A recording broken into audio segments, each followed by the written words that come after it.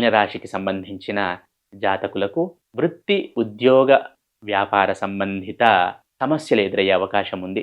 సమస్యలంటే భయపడాల్సిందేం లేదు. ఛాలెంజెస్ అవి ఓవర్‌కమ్ చేయవచ్చును.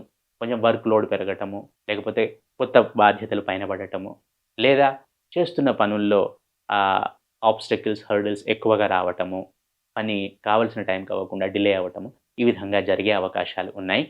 ఏదేమైనా కూడా ప్రీ ప్లాన్ అనేది ఈ మీనరాశి జాతకులకు చాలా చాలా అవసరము. అలాగే ఎక్కువగా ఆలోచించకండి.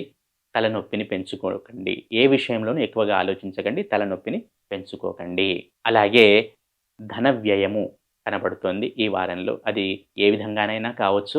ముఖ్యంగా ఆసుపత్రికి సంబంధించిన ధన వ్యయము అనేది కనపడుతోంది. అలాగే స్పిరిచ్యువల్ థింగ్స్‌కి సంబంధించి కూడా ధన వ్యయం అనేది కనబడుతోంది. మీరు వీలైనంతగా కమ్యూనికేషన్ విషయంలో జాగ్రత్తగా ఉండండి. ఎంత ప్రాపర్‌గా కమ్యూనికేట్ అయితే మీకు అంత లాభము.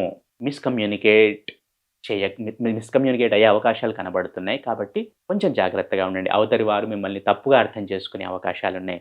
కాబట్టి ఆచితూచి మాట్లాడండి. కుదిరితే మౌనంగా ఉండండి.